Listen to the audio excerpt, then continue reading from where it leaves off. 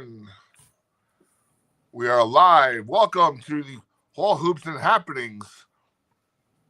It's Tuesday night. Summer's coming to an end. Up here, I don't know about Tom up there in Buffalo, but it's going to be 61 here tomorrow. So not looking forward to that.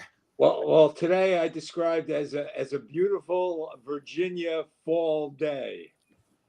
So it's I like the warm weather, but football's coming. We got some football talk today. We got, of course, our always fantastic panel of Seton Hall talk. Nick, take it away, and I'll be joining you guys in a few moments. Hey guys, what's up? Nick from Milburn here on the wonderful, awesome Hall Hoops and Happenings #1 rated show. I am joined right now by Paul, just a fan. Paul, how you doing, my guy? What's up? I'm doing great, Nick. My headset works today. Oh, right. Okay. Yeah, you had me scrambling last week, but we got by. It's live, right? So anything that can happen will happen. But you were a pro, total pro. You weren't Stack Monster, so it was all good. God bless you. And then we have, from WSOU, one of the greatest hosts on Hall Line, and I'm just not saying that. It's the truth, and I've talked to them all. And my guy, Chris Russo. Chris, how are you tonight? I am doing all right. Thank you very much, Nick. Much obliged, sir. My AirPods are working. There you go. And now we are honored and privileged to have the founder of the Seton Hall Facebook basketball page. He's an expert on the team. He's the expert, and I'm not going to say NIL. I'm going to say revenue sharing. Our leader, Tom Eccles. Tom, how are you doing tonight? I'm doing great. Living the life, retirement life is wonderful. Spending a lot of time with the grandkids and just enjoying things. So life is good. Thank you so much for joining us tonight. And we've been wanting to do this for a very long time.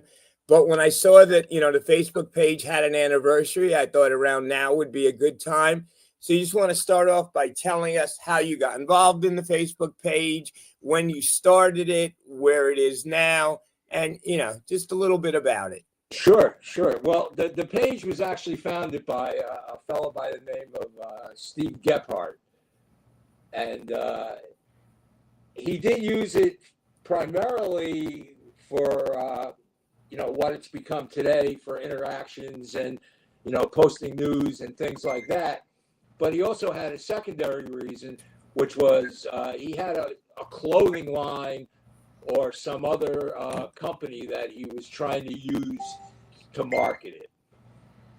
The page did very well, only it was, Nick, if you think that Rivals is toxic. well, Rivals was toxic. Rivals was toxic. JD is doing a good job. I'm talking crude, crass, right, and vulgar, sexist, racist, and just insults. Not what you're about, Tom. Not what you're about. My good friend Patrick Mind, and I think Chris, not the Mad Dog Russo, can attest to that. Patrick saw what was going on, realized that there was really no management, and Patrick basically wanted to create a place where we could have civil discussions about Seton Hall basketball. Now, what a lot of people don't realize about Patrick is Patrick had he was one of Holdan's first reporters. Holdan from the Rivals page. From the Rivals. Right. And Patrick did not like what Rivals had become. So he got in touch with Gephardt, and who said, fine, I will hand the whole thing over to you. You do what you want with it. Right. Folks like Chris, Nicole Gizzy, and that's Gizmo to most of us. And there's a whole list of people that helped Patrick out. People that get forgotten are Tom, not to cut you off, about how many years ago was this when you got involved in it? I got involved about 5.5 years ago. I think it'll be 6 years coming up. Okay. But some of the people that really helped grow this were Gary Dreyfus, was a huge help to Patrick. Kelly Pennant, who was one of our better moderators and organizers. Frank Arcaroli, who, in my opinion, Frank is probably the best moderator that we ever had in all aspects of what we had. Anyway, Patrick's first goal was to get things cleaned up. He worked hard on that, kicked a lot of people out, and noticed that I was putting up a lot of content. So he contacted me and said, "Hey, do you want to get involved?" We had some talks, and I said, "Sure, what the heck."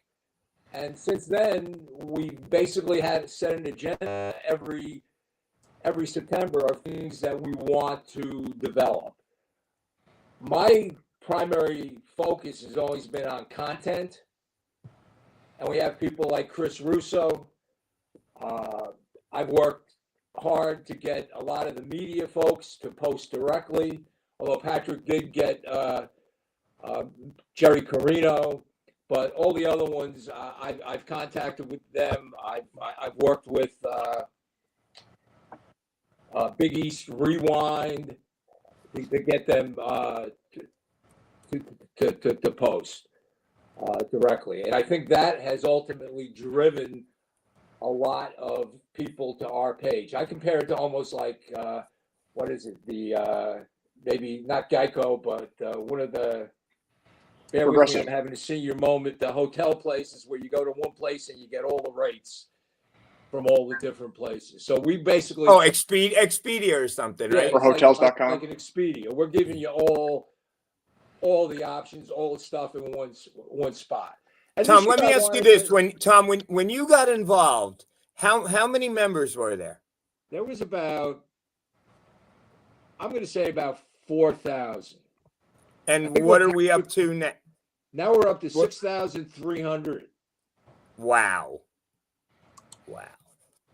That's amazing.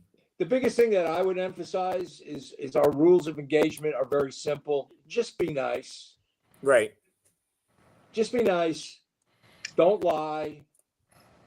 Don't state your opinion as fact. And everything will be fine. And you know what? And Chris, again, can attest to this. To do a game day, it used to take 2 or 3 people moderating that thread on the game, as well as posts that were coming in. And now, honestly, Chris, I mean, you can do a game by yourself. Yeah, it's gotten nicer. I would say we don't get, I mean, believe me, we get our fair share, but you don't get too much crazy stuff. And I think that's, especially in a time like now where people across, across the political divide, people all over across, it gets very uncivil, very hectic. Social media factored into that, and people get riled up over sports. I'm a broadcaster. I get riled up over sports, and it's easy to become very frustrated, or even it's easy to give into a quote unquote troll. But those are a lot more rare in this community now. You guys done a great job with that. I think you all have, because if what you said, it was nicer last year was the worst year in 20 years. It was ever going to be nastier, it was going to be last year. So I mean, whatever you guys are doing, keep it up. You know what was the nastiest? The nastiest was COVID. Really? Nastiest was during COVID, when we just said we will not discuss people being vaccinated, people not being vaccinated. We're not going to discuss the lockdowns and the policies behind the lockdowns. Right. Good. And that I actually probably removed 15 people because they refused to back away and to just stop talking about it. Our feeling was it is what it is, and we're not here to discuss quarantines. We're not qualified to discuss quarantines, and we're just got to do it. That was a real brutal time. You know what the other really brutal time was? What?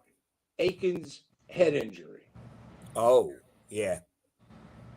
There was so much nonsense. I mean, all of these people were I was amazed that we had so many goddamn brain surgeons. You know, I mean, I was like, you know, what are you talking about? And Aiken's father was on the board. Yeah, right. God. That's right. Right? Yeah. Right? And he got pretty vocal. He didn't get as vocal as Miles Powell's grandmother. That was some of our best stuff. When people would be arguing with Miles's grandma. And that was my thing against Dan's site, and that people don't get is the players, relatives, mothers, fathers, grandmothers, friends, neighbors. They go on these things and they pay attention. And yes, you can make a point that, you know, maybe Miles should have gone left and not right with 3 seconds left. That's a fair criticism. Right. But to say something like Alamir Dawes stinks and his, you know, that was horrible.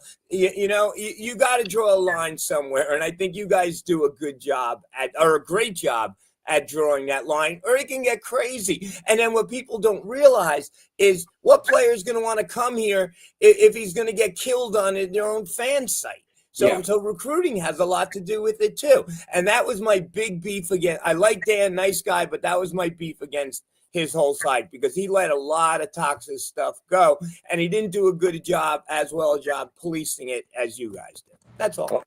Appreciate that. So those were the 2 biggest things that we had. And, you know, you talk about the fans and the family. Remember when Femi transferred? So Femi transfers, and the usual, oh, he's just looking for the money. What is he, crazy? Who does he think he is? He's not worth it. Let him go. His aunt very nicely said, I don't want to tell tales out of school, but none of the reasons I've seen listed here for my nephew leaving are the real reasons. Wow. So please don't misjudge. And she got absolutely ripped. Wow. Absolutely ripped. And there's been other times when the current kid coming back, bear with me, another senior moment here, second year guard.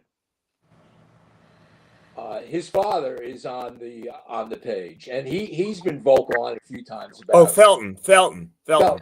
And he's been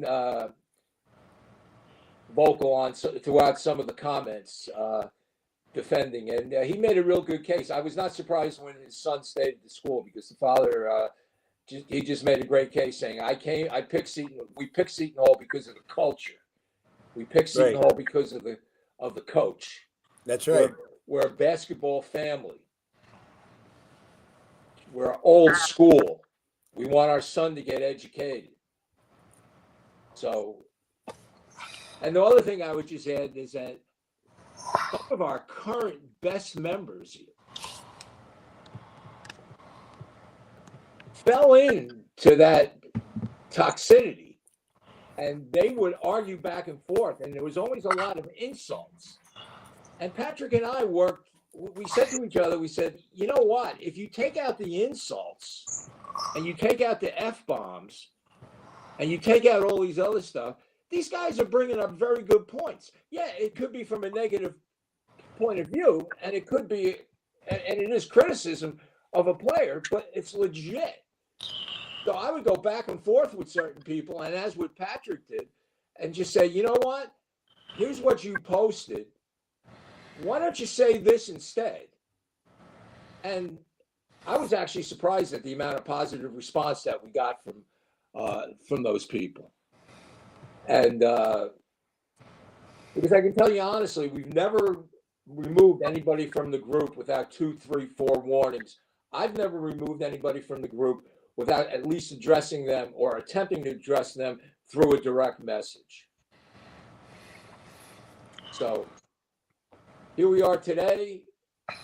I'd like to take this point to say one of the things that I had been trying to work on for a long time was the preview, the opponent, scouting report, whatever we call it. And man, I mean, that just took off this year. So I'm really thrilled that we're supplying our own content. And Paul and Art, man, they did a fantastic job on that. I mean, that's professional level shit there. Excuse me. Thank you, Tom. And the kids, Nicholas Morgan and Isaiah, man, they did a great job. I don't think there's anybody out there that knows more about our women's program than Nicholas Morgan.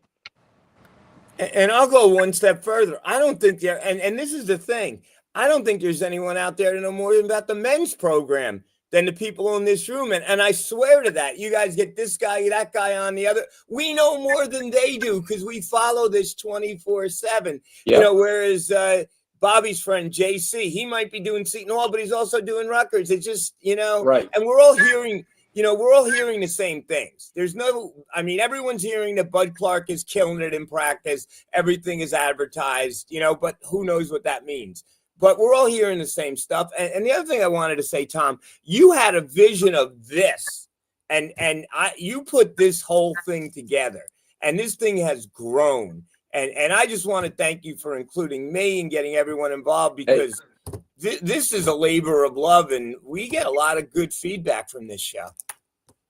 Well, let me clarify. I try to focus on the content, but bringing some of the people in, I have to give full credit to Nicole and Patrick. They worked very hard. They've worked with the administration.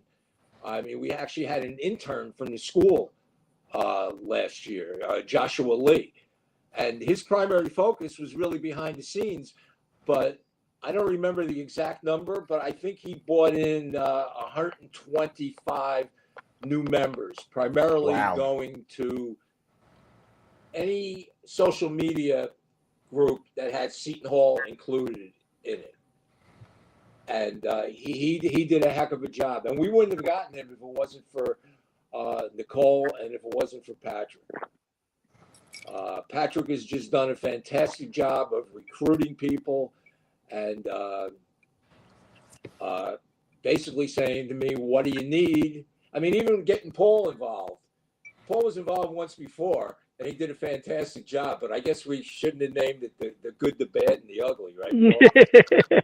Because everybody was complaining about the ugly, which I thought was funny. Well, the ugly was typically Rutgers uniforms most of the time or something like that. And Patrick basically had like an open house where he asked anybody who's interested in getting involved in the page, you know, come to this Zoom meeting. And man, we got a lot of good ideas out of that meeting. And we got Paul and we got Art.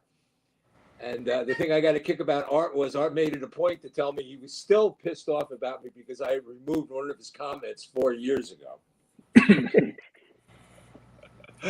Which I was like, okay, I probably did.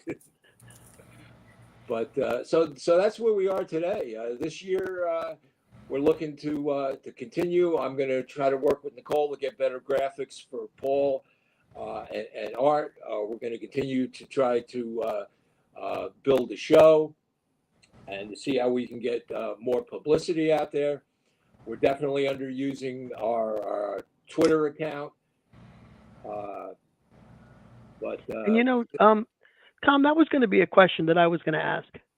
You know, it's not, we've been talking about NIL and revenue sharing and the new world that we're in for a long time on our show. And it's been a big discussion on Rivals and on a lot of places.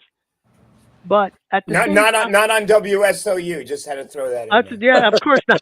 We knew that was coming. I knew I teed that up for you there. Threw me a softball. That's it. Okay. But we're also in a world of social media and I'm not there when it comes to things like X and Twitter and those kinds of things. How do you see the Facebook page kind of moving into a space, even more becoming a vehicle for getting information out there, and even a vehicle for players to start to find some outside NIL opportunities? Do you think it could ever be that? We talked about how we could assist the NIL or fundraising, and I don't really see the group being able to do too much of that. I was working closely with Mike McBride, and this season we were supposed to be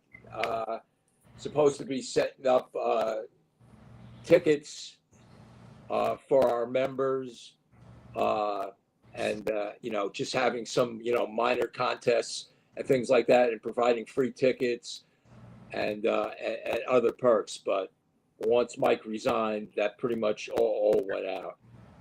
I don't see us doing much on other social media platforms, and my concern is that a majority of our membership are boomers, or what's the generation that started in 1965, Generation X? Yeah, ancient is the word you're reaching for, Tom. Yeah. So that's why Patrick and Nicole have the mission that they're trying to get the younger demographic. I don't know how much further we're going to do with that. Our Twitter account really does not get much information. Doesn't get many views, but no, I can't see the group growing more than another 1,000 or 2,000. And again, because I would tell you that if someone makes a post with a link to Twitter or a link to X or to Insta, I guess as the kids call it, Insta, the number of views is negligible. I mean, I'm talking 10 or 15. But then I can find something similar on Facebook or even a link to a newspaper, and boom, I reached 2,500 people, and the original post that someone else put up reached 385. Mm-hmm. So, and remember, you're talking NIL. We bought some bricks. We bought some bricks, and then did do some money to NIL from that endeavor, and we all worked together. And once again, yep, we did a great job. That was your suggestion and Jeff Kovach's suggestion. That was implemented by Gizmo. Yeah. And that was implemented by Michael Frank, who I will add, I think we very much have underutilized in the group throughout the last year or so. And one other name I want to mention to a good friend about people who helped build this group, Liz Ann. Yes. Okay. Love Liz Ann. Gary Dreyfus and Liz Ann, they were Patrick's right and left hands. And then the whole rest of the crew, Nicole, Chris, I'll bring up the mysterious Kelly Pennant, who no one's ever met in person. There is speculation that she's a bot. But Kelly, if Carino's article came out at 8:00 at night announcing something, Kelly would be telling us on our private chat at 7:30 that this was going to happen, or even conceivably the day before. I don't know what her sources are, but she didn't break news, but she was aware of news in an extremely timely fashion. So, and I will go back to Frank Arcaroli, and I'm probably pronouncing his name right, but Frank was a huge help both as a moderator and as an admin, and Frank is just a great guy as a friend. I always remember Frank. My son had some serious mental health issues, was arrested, and Frank would call me once a week just to see how things were going with my son, just to check in. So Frank has been a huge help to the group, and even now he's still a huge help to the group. Mhm. Yeah, we had Frank on the show last week. He's great. You're right, Oh. Tom. Frank's the kind of guy you want in your foxhole. He's not a fair weather friend. He's there when you find out who your friends are when when things are great. Everybody's your friend, but when things are down, that's when you find out who your true friends are. And So there's a lot of people, like I said, who were associated, and I just want to make sure that I give the credit to them, and I want them to know that I don't forget their contributions. Even people that left on, I don't want to say hard terms, but there was some issues going on back and forth. But regardless of that, some of those folks were huge, and for the most part, everybody is welcome back. That's right. Let me just say this: you're talking about recruiting, and a point of contention. Only kidding around though. But who recruited Stack Monster? Who gets credit for that? Nicole? Me. Oh my God. Well, you know what? How did you find the Stack Monster? I'm not even sure how I found him. But he was on the board. And I met him in person. Do you remember? I think at the time I met you, it was at the Marquette game, I think 2 seasons back. I met you, maybe it was 3 seasons back. I came over to your section. Yeah. Stack Monster was supposed to meet us at, where were we, Chris? At the, or Nicole, the pizza place? What's that? The now defunct pizza place? Yeah. That's right. I forgot about that. Yeah. So I'd never been there before in my life. And Glenn sending me texts. He's like, "Where are you?" I said, "We're sitting in the GD dining room eating." And I didn't know they had a downstairs bar. Yep. That's when you and Vern picked me up from Terrell to take me to the Prudential Center.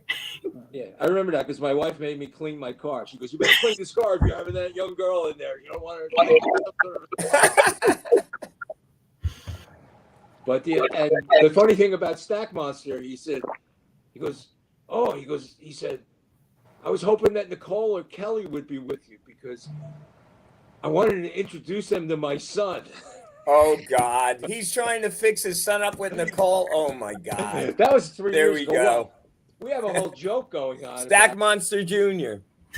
There's one of our former admin whose wife has been trying to get this former admin to find her sister a boyfriend, and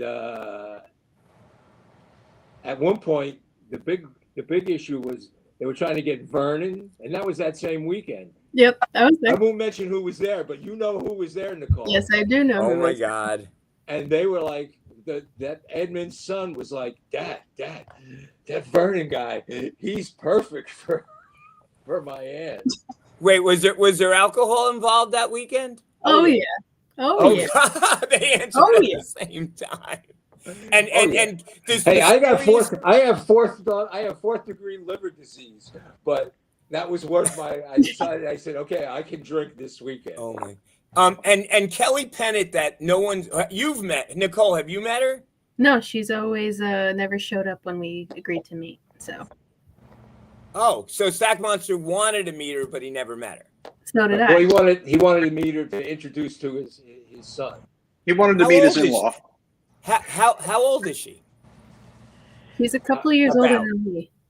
Oh, so she's relatively young. Yeah, Very I'm 24. I think she's a little older now. When did Whitehead go to school? Wait, she went with that group?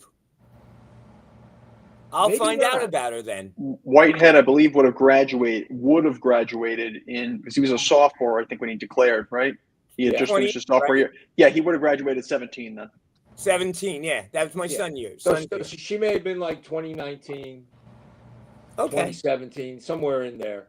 Great person. She's a school teacher, lives outside of Philly. Her parents are both alumni. Her father is a Pike, and I know Didn't the Pikes lose their charter? Yes. No, I Really? thought they did. did they? Jeff thought they- Kovach's year or something? No, only kidding. I don't know. I know a couple of the frats lost there. But I will just tell you this: I have a lot of fun with it. Most of the stuff that I post, when I started posting and getting involved, it was stuff that I was just seeing in the course of my everyday time on social media. So I said, well, let me start sharing some of this stuff. So I have a good time with it. I've had a blast, and I've been so impressed with the youngsters that Nicole has brought in: Nicholas Morgan, Chris Jones, Joshua Lee, and Isaiah. I can't remember Isaiah's last name. Pardon me. Williams, Isaiah Williams. Yeah, and they just those guys that I told them all. I said, "You made me proud to be a Pirate." I said, "I'm really glad to see the younger people getting involved and renew my faith in the school and renew my faith in this generation." Tom, out of all your posts, which one got the most hits, I guess, and which one were you the proudest of? Oh, I don't think I can even begin to answer that. I'm not sure. I think the things that I'm most proud of is the NIL situation and the revenue sharing situation. Right.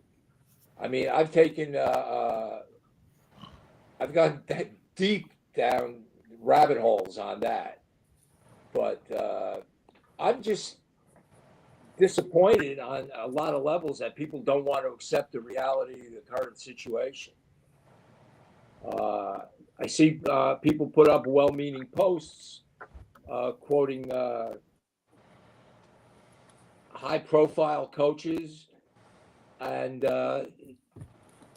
they're all suggesting things that are unconstitutional, that are antitrust violations. And the reality is, if you look at anything, if you look at the presidential executive order, if you look at the House settlement case, none of that is designed to take payment away from the players.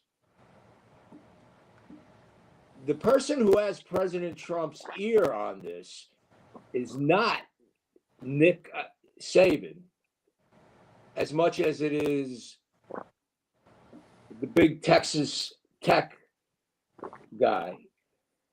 And I'm drawing a blank. What was the name of the big football player from the Houston Oilers? Earl Campbell? Yeah. Cody Campbell is this guy's name. And he's got a foundation set up. Now, first of all, this Cody Campbell guy, he funds Texas Tech football. He pays the bills. He's got a foundation going. And if you look at that foundation, it's pretty much in line with everything that came out in that last presidential executive order. So the people that have Trump's ear, and this guy definitely has Trump's ear, they're not looking to take money away from the players. They're looking to do two things. One, protect the Olympic sports. And two,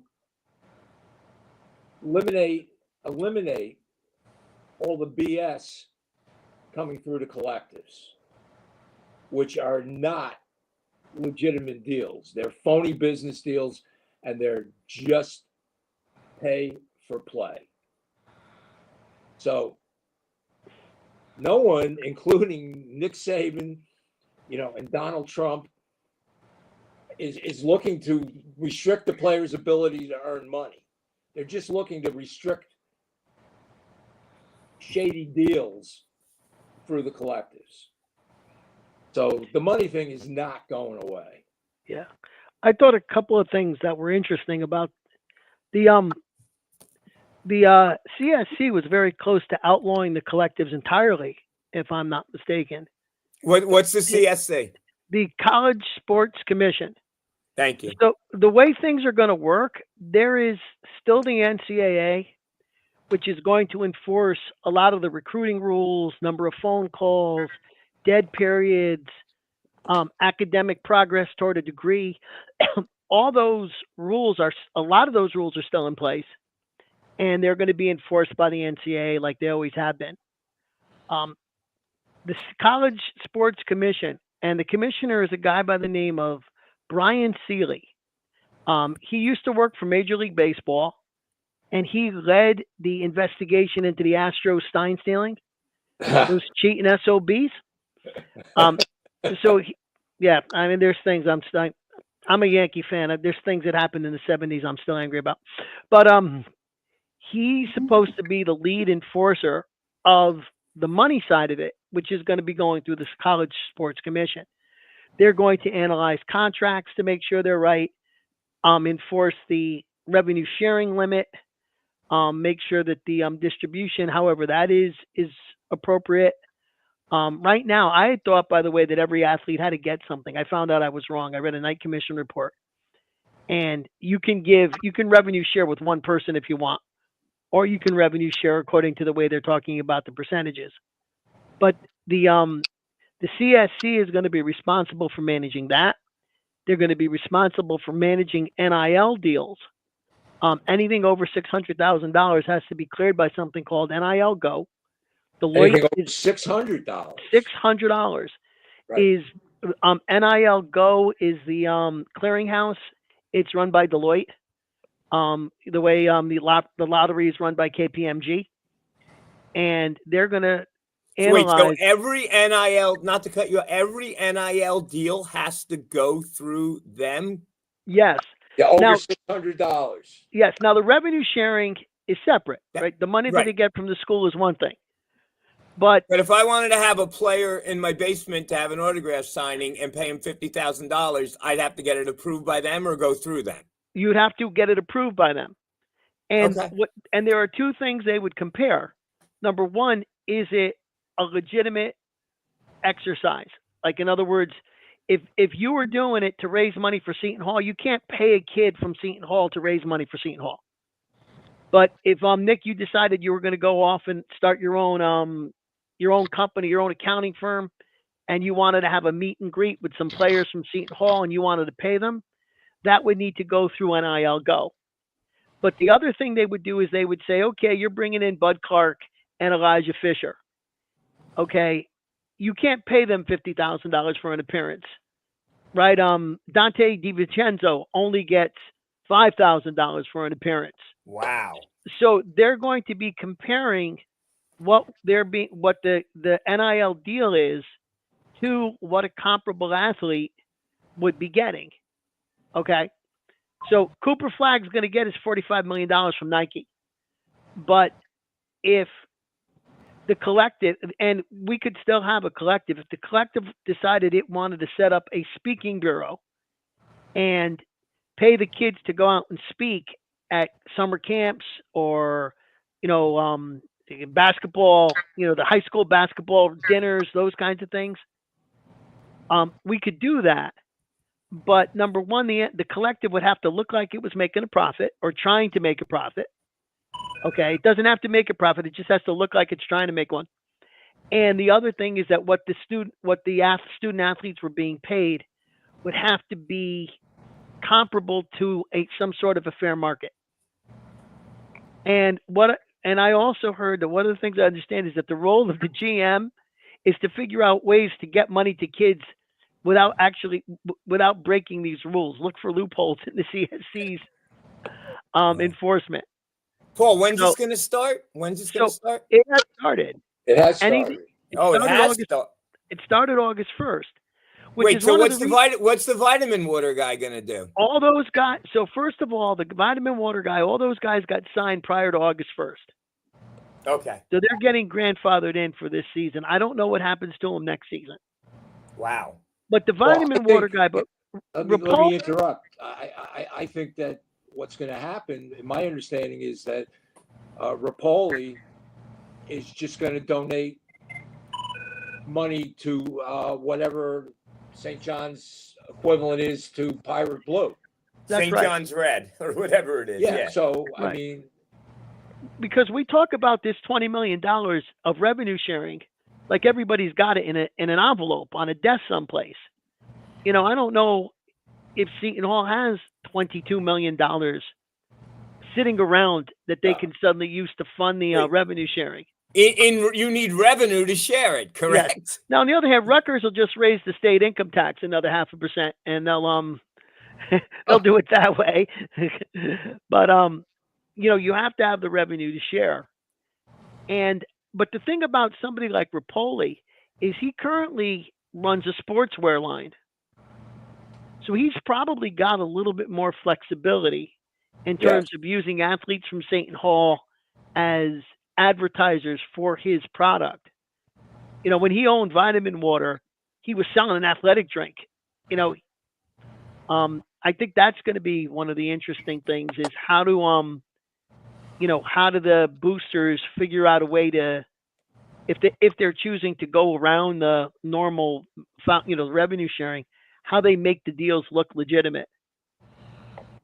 Because I think everybody expects that there's going to be, again, if Onward Setonia still existed as a separate entity and it was being funded, we could charge $1 to have Savannah Catalan go and give a speech at the Montclair High School girls basketball dinner, pay her $1,000 out of the collective, charge $1, and the rest of the money would be funded through alumni. And it would look like we're at least trying to make a profit because we would be charging something. But it's all, and I mean, nobody knows how it's going to shake out. Nobody knows how Sealy's going to enforce things. I'm always. It's already, Paul, it's already being challenged in court. Yeah. And I'm always reminded by the famous the quote of Jerry Tarkanian, who once said that if the NCAA got any more angry at Kentucky, they might put Cleveland State on probation for 5 years. But let me just piggyback on that real quick without boring people. 2 things. Paul is 100% right. He nailed that. It has been challenged in court already. Who challenged it, Tom? Some business that said you can't tell me how much I'm going to pay my employees, or you can't tell me how much I want to pay an I-9 employee. It's blatantly unconstitutional. I don't know specifics, but it's been challenged by several people. The other thing that I would just point out is, I don't know if you're familiar with the SCORE Act that's in Congress. SCORE Act it would basically grant antitrust exemptions to the NCAA. Now, the aforementioned Cody Campbell is totally against that. He wants to keep basically the way things are. And he takes it a step further. He's looking to abolish the NCAA and replace it with a similar organization similar to the Olympic Committee. And like I said, if you look at some of the stuff that this guy's groups have put out, and then you look at the executive order, this Cody Campbell wrote the executive order. So that's the update on the legalese. But my original point was, it's not going backward, guys. Not going backwards. 1975, man. Doesn't seem that long ago to guys like me and Paul, but 1975, before these big conference TV networks got involved, before ESPN got involved, and it was a different world, man. It was a different world. And I would just leave you with this. I really want to look up how much ESPN, how much the NCAA spends on their lawyers each year to go into court and just lose case after case after case after case. Going back to 1975, when the NCAA tried to stop the Big Ten from having its own television network, and they lost in court, and it's been downhill for the NCAA ever since. Tom, let me ask you this, because you're, as you know, next to Paul, You guys are great, you know, NIL revenue sharing. But I know you have some information that maybe Paul doesn't. How do you think our preseason procurement of players went? And was it better than you expected? Well, of course, we ended up with the big bang. We started out with Right. the big bang with Bud Clark, and then we ended up with the big bang. And I think the importance of a true point guard can't really be measured. So I think Bud Clark, and if you listen to people, I've never seen him play, but if you listen to people like Bill Field, who lives up in Yukon country, who he saw him play, I think 5 or 6 times, and if you listen to other things, I think Bud Clark is going to make all the difference. I think he's going to make Hines better. I think he's going to make Godswill good. As far as the others, you know what? I'm not as familiar as I should be, but I think we got a chance. I would think that we could be 500 in the Big East. I think we could go 500 in the Big East with this team. So you think we're better than last year, no doubt in your mind. I think no doubt we're better than last year. You know what struck me? What? If you see these things come up on through the basketball Twitter and the basketball team's Facebook, if you look at these guys, these aren't kids. No. If you look at these are not kids. These are grown men. And if you look at last year's team, I'm not saying that they were soft, but they certainly didn't seem to have the maturity as that this group that Shah has brought in. It'll be interesting to see how we do things. I think that we'll be all right at the 4. I don't think it's going to be a strength. And who knows what's going to happen at the 2 and the 3. Who knows? I mean, I really don't know that much about these guys. But I'd be interested. Mike Walsh brings up the question of how much did we spend on this? And if there was any money left over, which there probably wasn't after Hines, because I'm pretty sure everything that I've seen, Hines probably got between $1 million and $1.5 million. Wow. Well, Jeff put up a post yesterday. It was I can't remember the where it generated from, but they basically went down the top. They went down most of the first 5 or 6 positions, and a starting Big Four conference, starting center or incoming 4-star or 5-star was $1 to $1.5 million. So maybe it was a little less than that. But I'm curious, did we spend the supposed $4 to $6 million on the rest of the team? And if there was any left over, is that going into a savings account? Mike Walsh is another guy that I would like to really recognize for being a valuable asset to our group and a voice of reason. You know, Tom, there was an interesting thing that I saw today and kind of echoed something that I think I posted on in our group.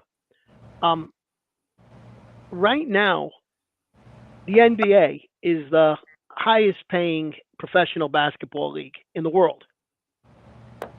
NCAA Division I basketball is second, which means better than all the European leagues, all the Asian leagues. So if you're 23 years old playing in Italy or in Spain, you very well might decide to pursue an undergraduate degree in the United States. And I don't think that there's any rule that says a foreign player can't get revenue. There are some rules about NIL, but I don't believe that a foreign player cannot get revenue.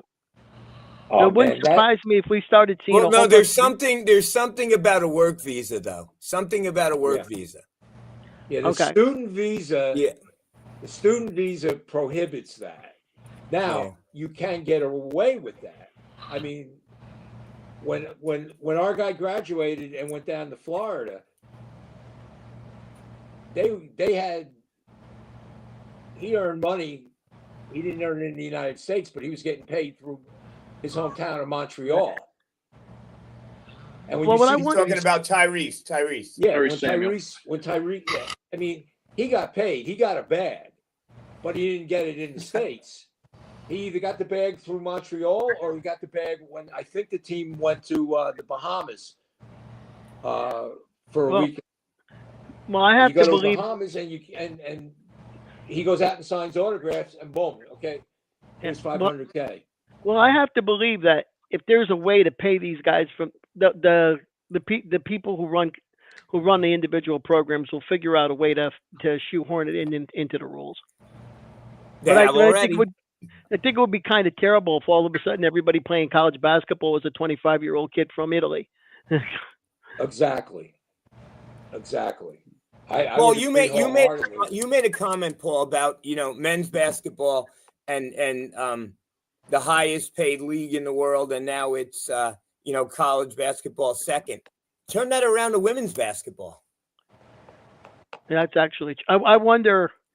Well, I mean, if you're at one of the best programs and they decide to do revenue sharing and parcel the money off and be a little bit more generous with the women's program, WNBA players, there aren't too many players making six figures. No. Right? No. I mean, you very well might be better off staying in school. Yeah.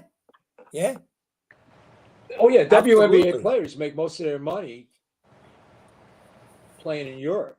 Mm-hmm. Endorsements now or Europe. Yeah. I mean, what's her name? Brittany Griner. Griner. I mean, she was getting big bucks in Russia. Yeah. Right up until. I swear to God, I swear to God, I just can't understand how someone can leave a gun or have dope or a pipe or anything in their luggage. I mean, I get nervous. Especially Tom, especially in Russia. Yeah. Right. Yeah. I mean, like, bad enough here, but Russia. Well, did you ever see that movie Midnight Express? Yes, John Voight, right? No. No. About the kid who decided he was. Oh, John Voight was Midnight Cowboy. Sorry. The kid goes to Turkey and he's smuggling hashish back into the United States. And he gets busted and he gets sent to this Turkish prison where he's just abused. And I saw that movie when I was like 20 years old and it just scared the shit out of me from when I'm going to travel. Tom, my girlfriend, she loves to watch people work on television. I don't understand it. She watches all those house renovation shows. She watches the guys catching crabs in Alaska. And now she watches the Border Patrol. I think the show is called To Catch a Smuggler. And these people, okay, you've got 22-year-olds coming in with kilos of heroin, scotch taped, and this is from Canada. Yeah, they're bringing these people in. And she loves the Roman airport because the custom agent in Rome has this. He's almost like somebody's Italian grandmother, and he says it. Now, what are your mother gonna say when she see you bringing in all this heroin in this country? No more you should bring in the heroin. Now you go to jail 20 years. And and my comment is, isn't there a game on someplace, hon? There's got it. I'll watch NASCAR rather than this. But yeah, I have to agree. Oh yeah. But anyway.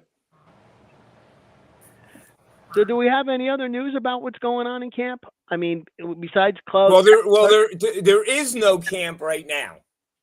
The kids are just coming back. Nicole, when's moving in day? It's tomorrow. Moving in day is tomorrow, so the players are probably back, and they usually help move the underclassmen in. But the last 2 weeks, the kids were away, and the coaches got to go on a much-needed vacation, so there was no basketball on campus. It's like really our only down period for the whole year, if you think about it. Yep. It'll be interesting. It'll be a lot of fun. And somebody on the board brought up,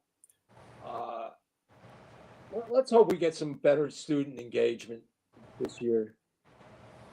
I mean, last year was just a disaster. I realized the team was a disappointment, but why did we allow those seats at the front of the student section to be taken away from us and Oops. given to VIPs or whoever it was to? It just made no sense.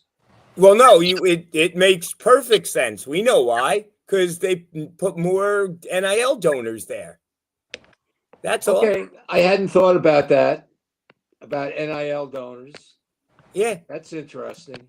because the first row across from our bench are all like, I call it Regents Row, all the really, really big donors and all those guys, and they put some, guests there.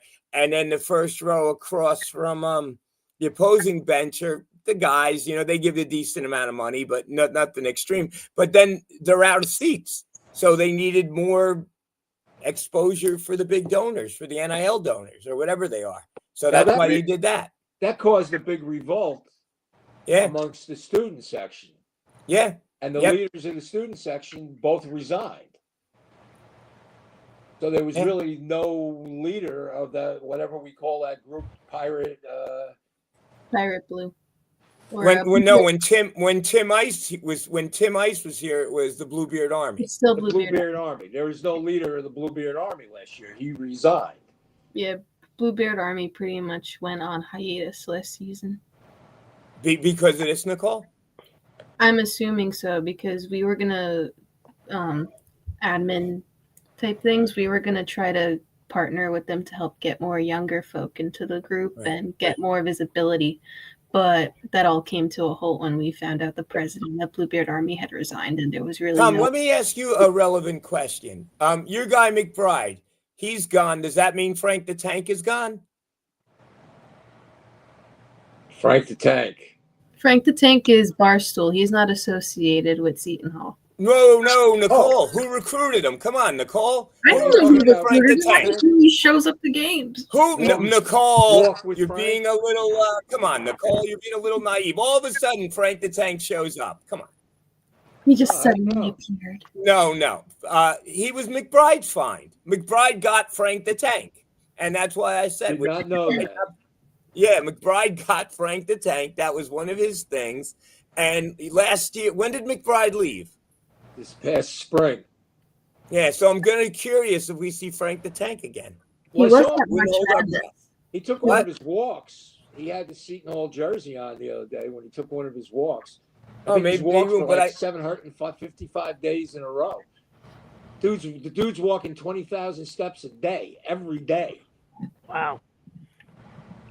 And he's lost a ton of weight. Yeah, and he's still got a ton to go. I mean, who was that March Madness back in March? But no, I'm going to be curious because McBride recruited Frank the Tank, and I'm going to be curious if Frank the Tank keeps coming. I don't know if he recruited Frank the Tank. He did, Nicole. I don't know. Write it down. It's done. Mark McBride recruited Frank the Tank. Done. Down a real glass half full, and that glass is half full of milkshake. Well, but to jump back to your point, it's today's Bluebeard Army is tomorrow's donor base. Yep. Those 10 years from now, when those crazy kids are all partners in New York law firms, that's going to be where you're getting your money. Well, I think that's the problem. Was the Bluebeard Army from 2017? Are they the donors now? Do they do a good job of getting them? I mean, right? Or do you just keep going back? I mean, I know. Right. Look, in politics, asking people for money is the hardest thing to do in the world.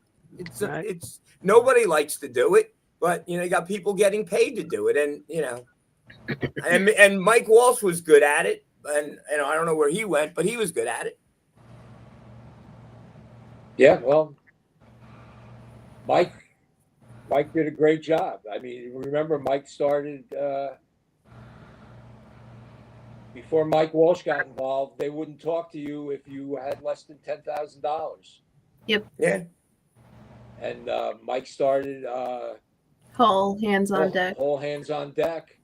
and he had a great team of volunteers. Yep. None nearly as good as Gizzy here with graphics, which was a big weakness that they had. But they had a lot of good ideas, and Mike stayed with them when we went over to when everything switched to Pirate Blue. But Yeah. So, Tom, one last question about the group. We're kind of in a quiet period now, right? August, we've got May, September, October, 2.5 months before we start playing. Yep. What do you see happening? Do you see a lot of action on the group at this time of year, or you just try to keep it a little bit alive and keep a little bit of interest until we throw the ball up? I think that things such as this podcast bring some interest, gives us some exposure. Yep. I think last year we got a little off track and covered basketball as a whole a little bit more. Mm-hmm. Not a lot, but yeah. So when news pops up, we'll follow up with it. I mean, we got the whole thing next year. That what's the name of that name of that tournament? It should be on the tip of my tongue. Isaiah Whitehead just made it to the finals. He played for UConn's representative. Oh, the basketball tournament. Yeah, I think it's the winning team. There's 64 teams are allowed to enter, and it's not the NCAA. No, the tournament is, believe it or not, the tournament is called the basketball tournament. The basketball TBT. tournament. I'm pretty sure that's the name of it. Yeah, we got a team going next year. Isaiah Whitehead is going to basically be the captain, and some guys in Twitter are doing all the organization for him. That's great. I was surprised. I put up a few posts about that, and no one seemed to care. But I think that's great. You get the alumni guys together, and I mean, you know me. I was kind of ticked that Isaiah was playing with UConn this year, that we couldn't get a team this year, but at least we're going to get one next year. Yeah. Yep. And it would be like Christian. It would like be New Jersey Transit. Yeah, Frank the Tank's New Jersey's Transit's biggest fan. Not. He goes to their hearings and goes off on them. They're always late, he says. I've seen that. Yeah. I've seen those. But yeah. Well, So, Tom, thank you. I'm sorry, go on. I'm just going to finish up with Paul. Yeah, we'll just, catch as catch can and just try to stay as current as possible. If you have any ideas or anybody has any ideas, let us know, and we'll be glad to implement them. No. Tom, thank you for coming on. You do an amazing job. We all have nothing but the utmost respect for you, and you have an open invite whenever you want. Come on. All right, appreciate it. You guys Thanks, be good. Tom. Thanks Appreciate for all the Thank work you, do. Tom. Thank you, Tom. Thanks, Tom. Thank you, Bye-bye. Tom. Hey, Bobby, thanks for staying awake when I've been on. I'm awake. I had a long night ahead of me. So are we gonna do fantasy? Nicole, you try to get these experts. Luigi has stood you up more times than I know of, and you keep asking them. I mean, it's ridiculous. I mean, so Luigi's in Mississippi. He's not coming on the show, right? No, he's not coming on tonight, and my other guest is unfortunately not able to join you. So it's up to, and Bobby knows more about fantasy, I think, than any of us. But I want to grill Luigi. I want to grill him. All right, so we're gonna save the fantasy to Luigi. Yeah, Luigi's already giving Bobby crap about Luigi. Like, is he? I mean, Luigi wants to Barkley, right? I mean, I even know that's not a good move, Luigi. Come on. Well, I want to watch the Bobby V. Ryan game myself. I'm going to be on that.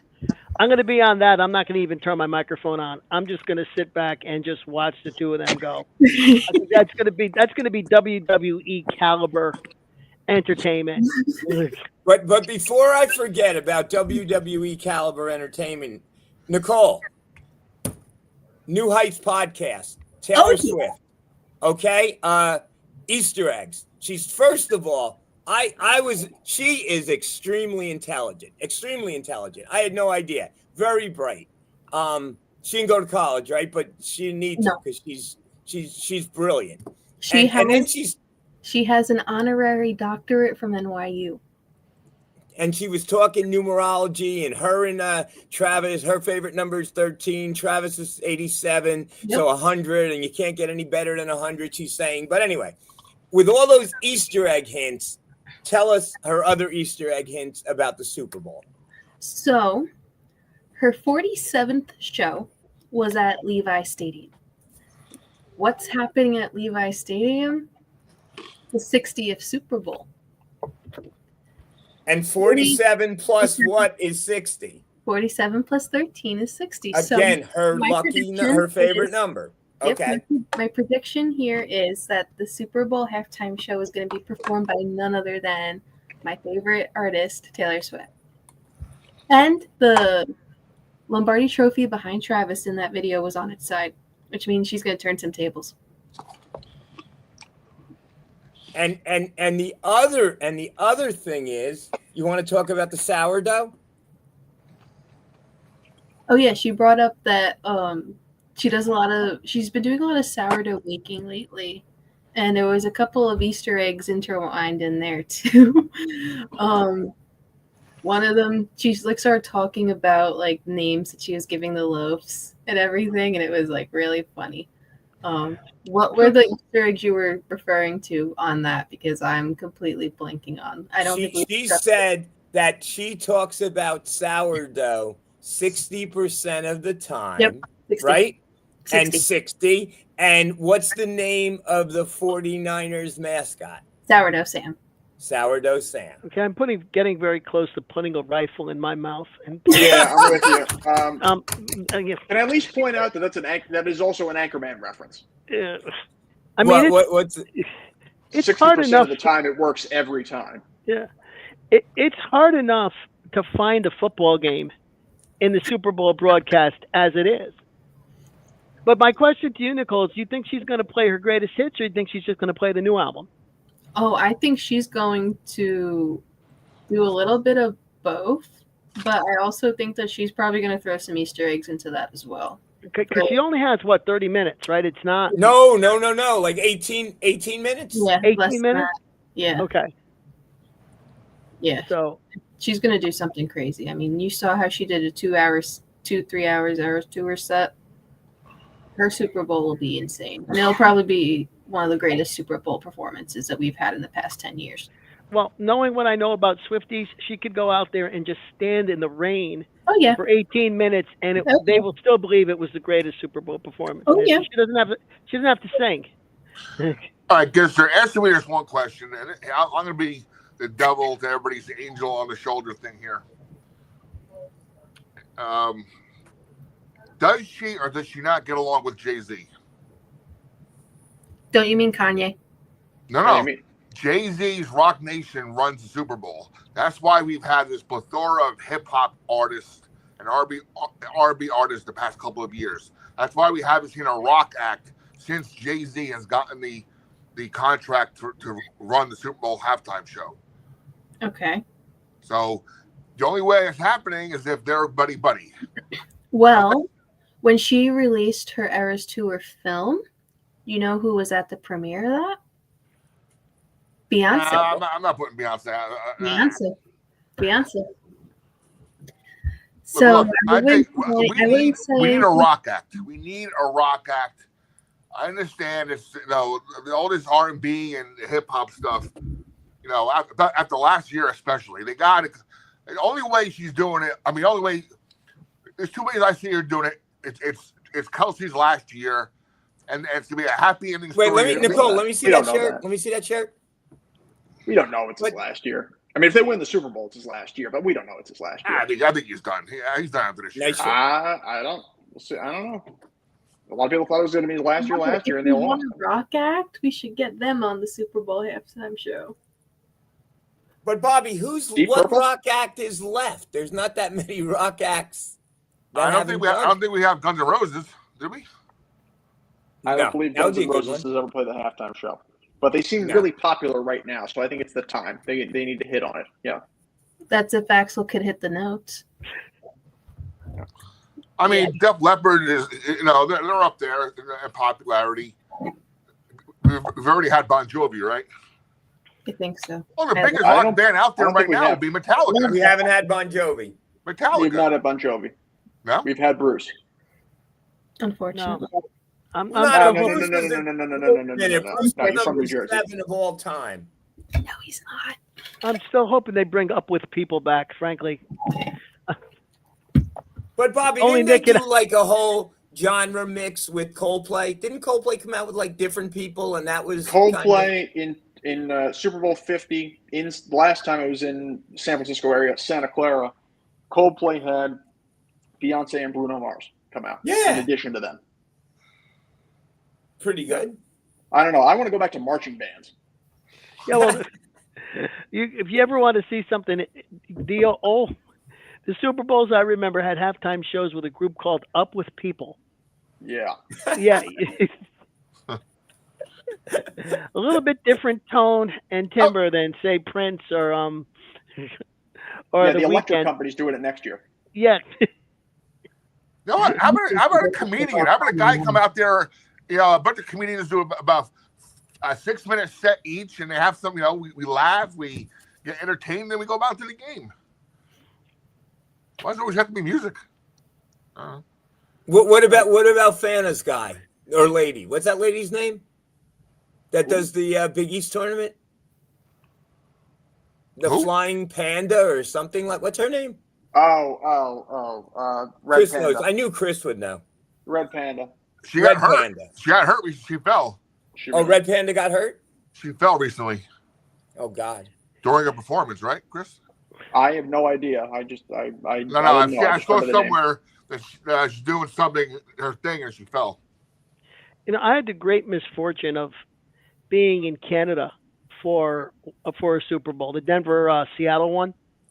Oh God, yeah. And in Canada, the Super Bowl's just another sporting event. Okay, that you actually have to flip by 5 or 6 regular season hockey games to find on whatever network it is up there. So you don't get all the first run commercials. You don't get the same level of interest. And it was actually, for me, a lot of fun because I could actually watch the football game. Now, that one was over as soon as they snapped the ball over Peyton Manning's head on the first play. Yeah. But it's a very different tone when it's broadcast on the Canadian network. Paul, where were you in Canada? Montreal. Okay, so that explains. I was going to say, if you're in maybe like Vancouver, because that is Seahawks country at that point, I was going to say maybe it's right. It's a lot more Toronto's relevant Bills country the same way. Yeah, I was exactly. up in Montreal, and again, there's 6 games. There's 6 hockey games in French that you actually have to click past You're in to get Montreal, to the Super Bowl. Yeah. Yeah. Okay. I've had multiple years where I've had to call a game on Super Bowl Sunday, and it's been later in the day to the point where it would overlap in the game. I've had multiple years where the 87s have been scheduled to play a game on Super Bowl Sunday, and both times, the 2 times it was supposed to happen, it was either snowed out, it snowed that day, or I think it was just pushed back. And the second time I think was in particular because it's Central Jersey. There's a decent amount of kids that are South Jersey that might be Eagles fans. That was one thing. But the thing is, the 2 times that it's happened are far and away the 2 worst, at least in terms of watchability for the average fan, Super Bowls. It was the Buccaneers-Chiefs Super Bowl the first year, and it was last ye's Super Bowl was the other one. So, I mean, I didn't miss much. I hear you. But yeah, it seemed I've had it happen multiple times, and it seems like there's going to be. It doesn't matter who's in the Super Bowl. It seems like there's going to, but especially if, I mean, it would be the same thing if the Giants or the Jets were in. But I would say you're far enough south in Jersey that if the Eagles are in the Super Bowl, you're going to have a riot on your hands. Right. Absolutely. I don't know. I don't know. We gotta. She does it. I mean, I'm not gonna watch it, not watch it. I don't know, but it's just that. If anything, it's happening for a reason. Happening for a reason. Well, I don't know that we've ever had a Super Bowl halftime show that's overshadowed the game. She actually can do it because she does bring her own separate constituency to it. But that does say something too when you consider that, like, Paul McCartney's done the halftime show at the Super Bowl. Like the Rolling Stones have done the halftime show at the Super Bowl, and then then Taylor Swift. Well, I mean, again, I'm an enormous Beatles fan, and and fortunate in that when I became musically conscious, the Beatles had been broken up for 5 or 6 years, so I got their entire body of work presented to me in 2 Christmases. This was, by the way, when you had to buy records on vinyl, so I didn't get a CD box set till much later. But I've kind of watched Taylor Swift and how prolific she's been, and she is an absolutely tremendous lyricist. And she can perform in multiple musical genres. She's as close to the Beatles as anybody I've ever seen in terms of breadth, being prolific, and I don't think she's quite the artist that John Lennon was. I don't think anybody's quite the artist John Lennon was in terms of writing lyrics. But some of the "'Tis the Damn Season" is an amazing lyric. And Nicole, did she even have a hit with that? Did that chart? I don't think it charted. Yeah, it is an amazing lyric. The One is an amazing lyric. Those all came out during COVID, so I don't really think it really had its chance to spike like Lover did. Because she was supposed to do Loverfest before COVID happened, and then that all got scrapped, and she was just stuck in her recording studio, and she just started writing her feelings. And that's how we got the greatness that is. Nicole, why is there so much? Nicole, I guess I'm as close to a Swiftie as you could come without being a Swiftie, but I guess I'm too old. I'd walk in the average age. No one's ever too old to be a Swiftie, Nick. No? No. But let me ask you this: why the hate for her? Why the haters? Because it seems to be a good number. Like everyone has an opinion. Repeat that. Well, with her, it's either take her or leave her. Why is there so much hate, negativity toward her? Well, I think in the football realm of things, the really passionate male football fans don't like that she's invading on their escape from reality, so to say. But also, I just feel that, if there's something that's popular, it's popular to hate on that kind of stuff. And I mean, Taylor Swift was at the top of her prime with the Eras Tour, and it was just very popular to go against it. But Russell Wilson, who's his wife? Ciara. Right. There's not much hate against Ciara, right? She's coming into the same domain. But I don't think she will ever be as big as Taylor. And that's what you think it is? Yes. But she has also brought a ton of little girls to games, and that would have never even heard of football. Now they're running around with, and they stayed. That's the thing; they stayed. I think a lot of people did not like when Taylor left country for pop, and then she started venturing out to all these other genres too, and she's been very successful in them. And I don't think people like seeing that multiplied success. And I mean, also in general, like from a standpoint, it's a threat. So it started with the country music fans. It could have been, yeah. Yeah, that's what I thought. Could have 100% started there, but it just got worse over the years, especially with Reputation. When Kanye. Bobby is a music guy. What do you think of her? You don't weigh in too much on Taylor. I'll play her if I have to. If you have to. Bobby, you only play Taylor. Wait a minute. You only play Taylor on request? Yeah, I mean, if I have a little girl or a younger crowd ask me to play, I'll put it on.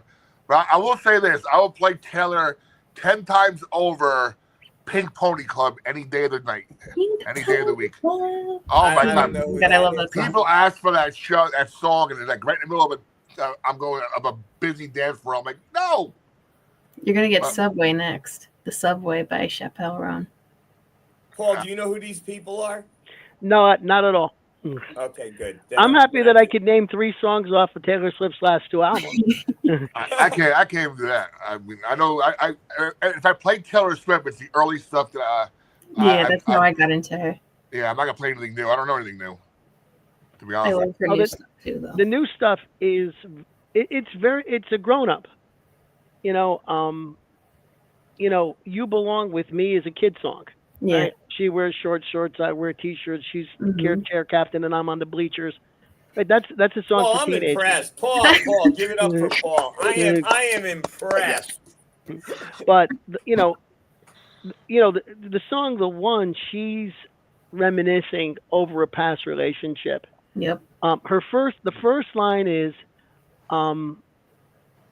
I'm doing good. I'm on some new shit, saying yes instead of no. Then she says, I thought I saw you at the bus stop, but didn't though. And I don't know how many times when I was going through breakups that I would see somebody who I thought was the woman that I had broken up with. I saw a woman who I thought was my old girlfriend from college, except the person was 25 years old. And she would be, my old girlfriend in college would be 60 years old if I were to see her now. But it was an immediate visual that reacted, and then the thought that comes after and said, no, wait, that wasn't her. And she summed up a feeling that a lot of people have, and she did it in, 12 words? Yeah. And then moved on to another line. She's an amazing lyricist. She really is.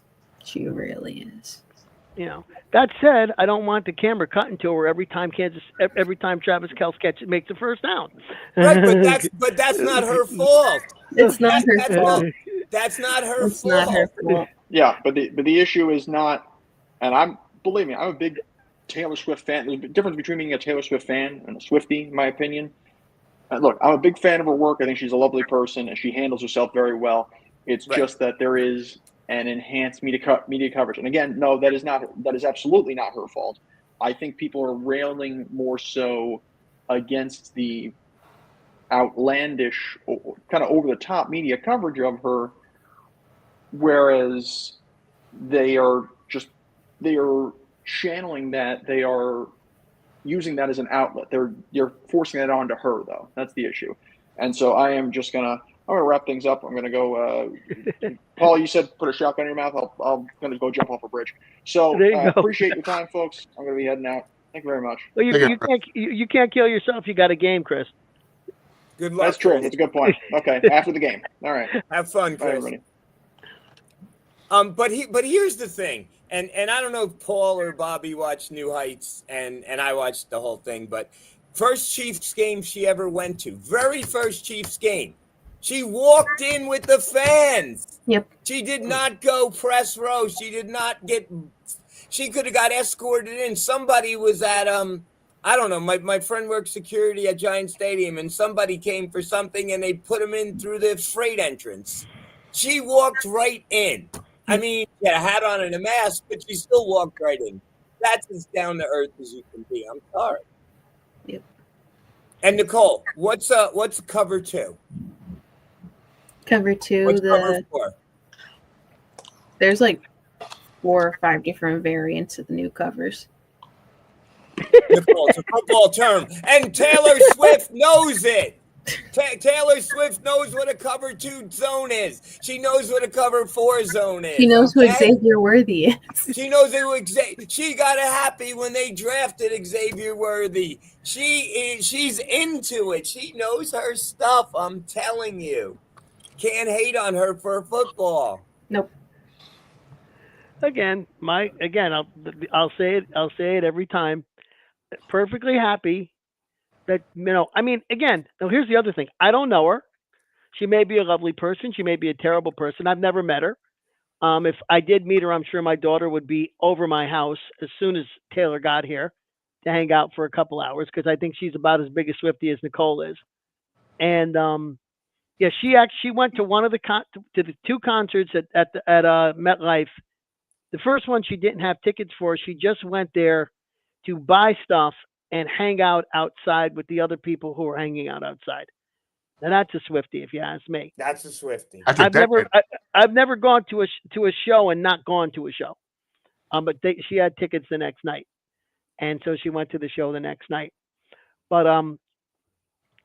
you know, I think that you asked the question, why do people hate on her? I think anybody who's famous and very good and seems too good to be true is going to attract an enormous amount of people who just want to see somebody who seems too good to be true to be human after all. There will be, eventually we will find something wrong with her because she's a human being and she must have something wrong with her because all human beings have something wrong with them. And when it comes out, the whole world will be all over her. It won't be fair, but that's the way it is. We've seen it a zillion times. So, Bobby, you're going to go after Ryan Luigi on our next program? Well, wait a minute. If you want to battle, I just messaged Ryan, Luigi, Scoops, Guido, whatever his name is. Squeezy. And can you commit to next week? And nothing. Crickets. I mean, I thought he was a fantasy expert, Nicole. He is a fantasy expert. Well, okay. Well, I just think it's important to note that on the post on the Facebook group about this show, someone said that they hate the show. And I feel good that people hate us, because that means if you're not hated, you're not doing. If you're hated, you must be doing something right. Oh, I didn't get what they hated. I thought they hated me saying Pleasant Junior Foy, but and that's his name, and he wants to come on our show, so we'll get him on. Well, then good, Luigi. Because I read your thing, and I thought we were having him on tonight, and I spent about an hour reading about 1972 Seton Hall Basketball. They opened up with a win against Harvard in that season. So we get him on. So when do we want? Well, we can't because we're all hung up on Luigi. I'm sure we will figure it out. Maybe we can have a conversation where we don't talk about money either. That would be nice. Talk about sports for a little bit. Wait, speaking of money and sports, hold on. Gister, ask me this question. Wait. Luigi is just confirmed. He will be on next week. Wait, Luigi? Wait. What time do we want Luigi on next week? He just told me he doesn't have notifications on for Messenger. Well, I'm glad, because the two of you get on that thing at 1 o'clock in the morning, and it's like a pinball machine going off in my bed. I'm an old man, and all of a sudden, bing, bing, bing, bing, and it's pictures of shrimp fra diavolo over linguine. What is this that's happening? He's just on the half show. Wait. So here's my question, Gister. Go on. Sorry. We're going to call sports and money here. Okay. Does Travis Kelce sign a prenup? No. No? No. Why not? Wait, wouldn't it have to be like a He has his own money. Yeah, wouldn't it? Yeah, but she makes way more money than he does. They're not going to get divorced. They get married. They're not going to get divorced. Yeah. That's what I said, Nicole. He's her 13th boyfriend. Think about that. He's number 13. Oh my God. Is that true? Yes. Oh, they're going to be like, I don't know if Giz will know this. They're going to be like Kurt Russell and, what's her name? Goldie Hawn. I don't know who they are. Together forever, but not legally married. Wait a second. Now, you don't know who Kurt Russell and Goldie Hawn are? No. You don't know who Goldie Hawn is? No. You know who Kate Hudson is? Yes, I actually was a couple mother. of rows behind her. That's her mother. Goldie Hawn is Kate Hudson's mother. I would have never known that. She was on Laugh-In. She was on Private Benjamin. Boy. She's in the movie with Chevy Chase, right? Yeah, Scoop said he has notifications off for Messenger partially because of me. Well, he just committed to next week. So Nicole, I good. did my job. You have to reel it in now, set it up, see if we want anybody else, if the whole show's going to be fantasy. Home run, Aaron Judge.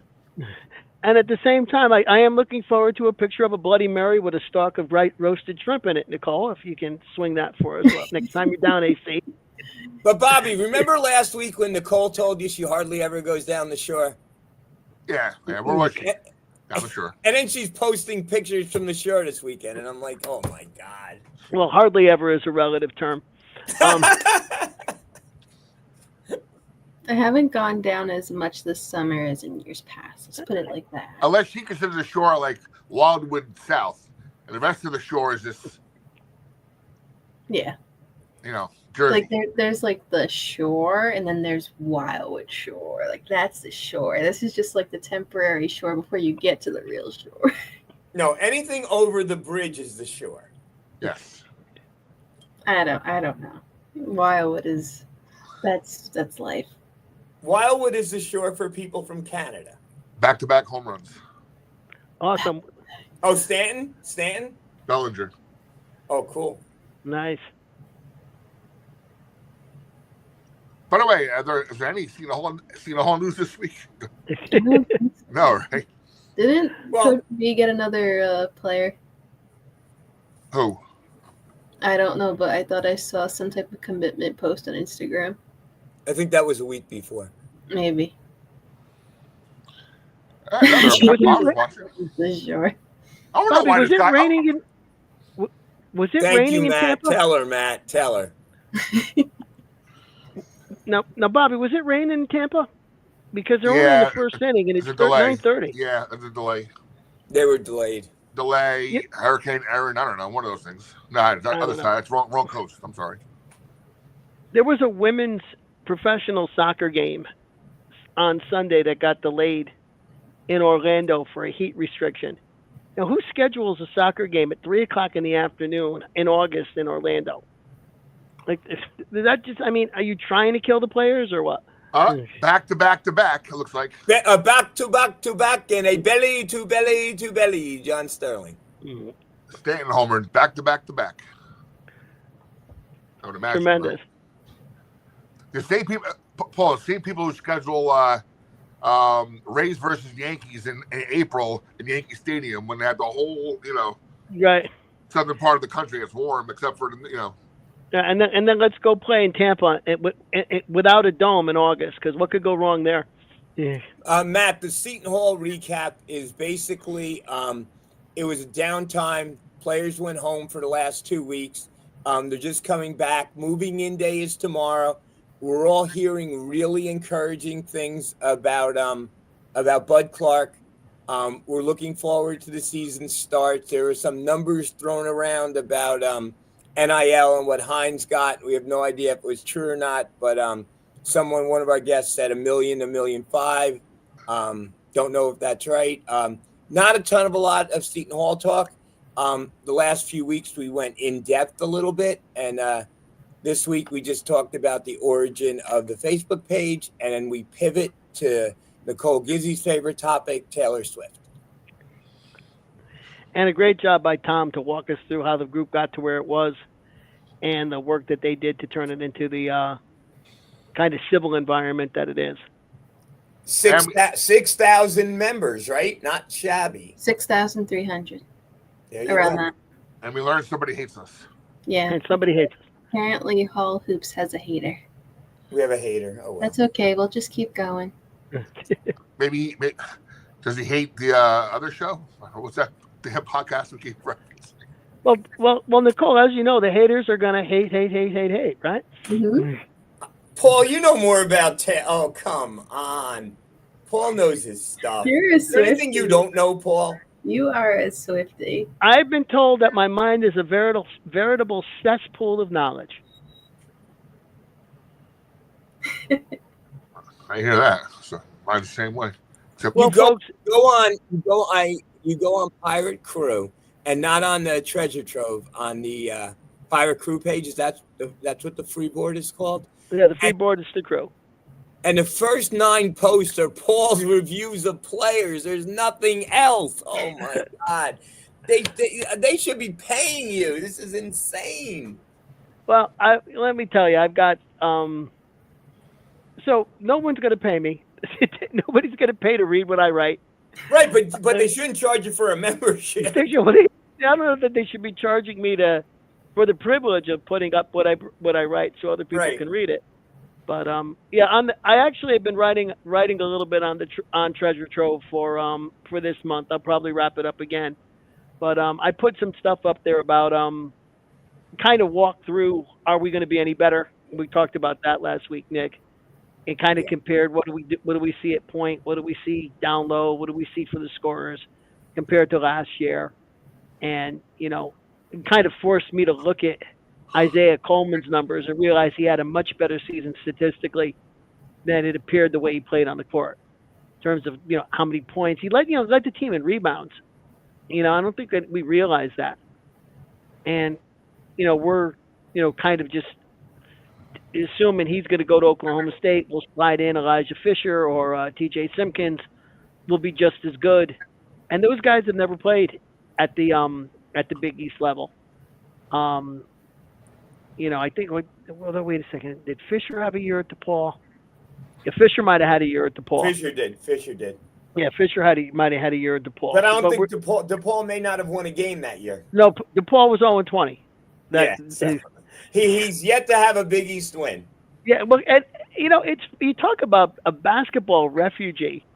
In the first year at Texas Tech, the coach got fired for racial slurs. Then he goes to DePaul and they go 0-20. So, guys who have played 4 different teams in 4 years, and we saw the post with Calipari talking about how that shouldn't be allowed. But how do they graduate? Do they graduate? Well, there's that too. But I look at Fisher, and I say to myself, this might be a chance for him. Yeah, that a visual for you, Ryan, TJ, Luigi Scoops.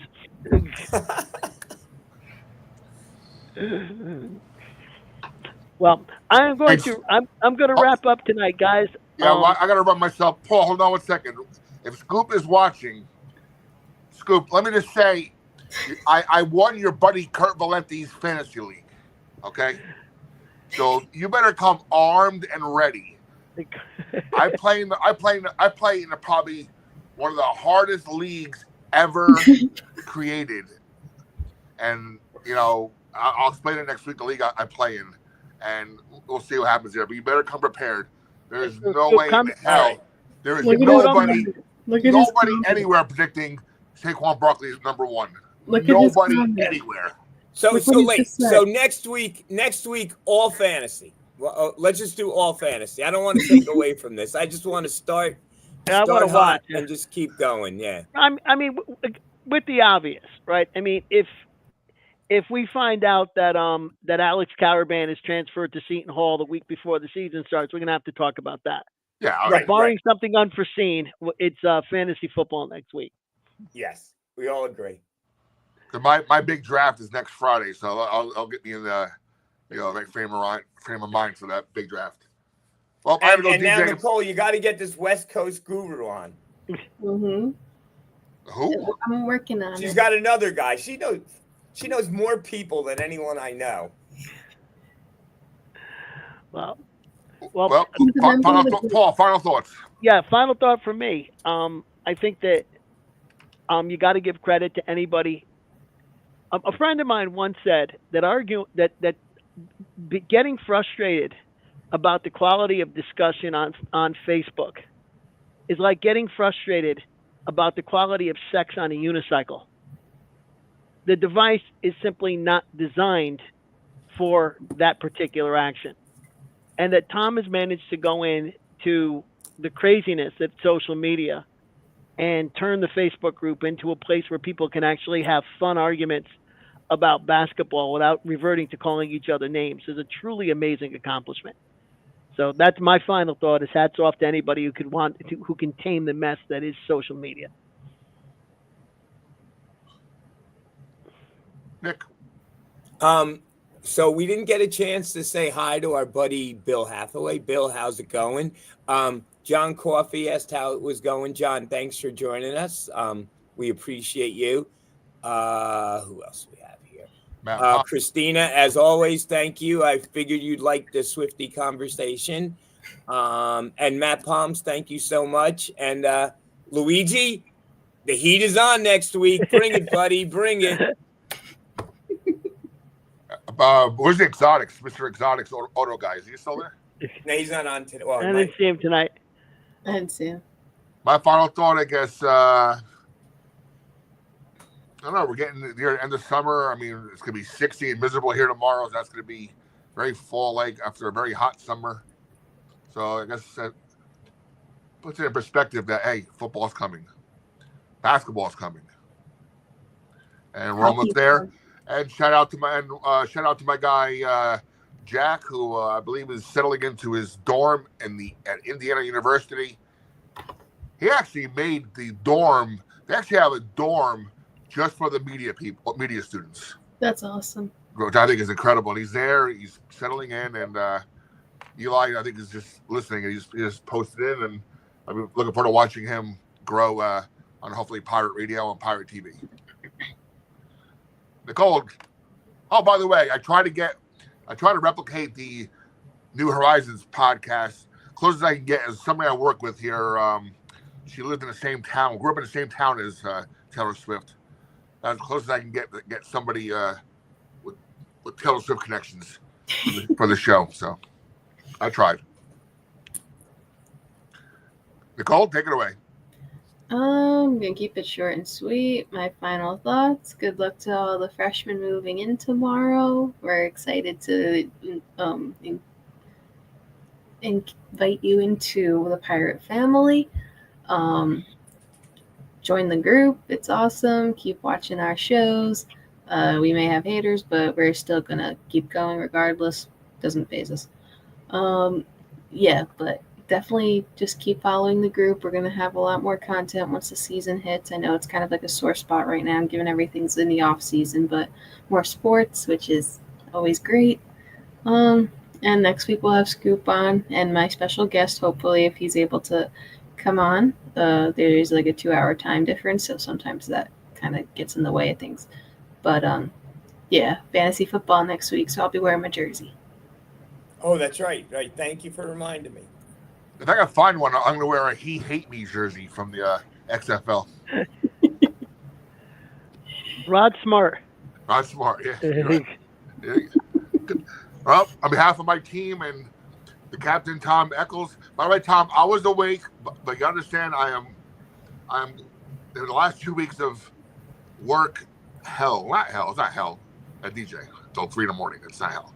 But I'm just a little tired and, great job, and we'll see you guys and gals next week. Night, everyone. God bless. Night, everyone.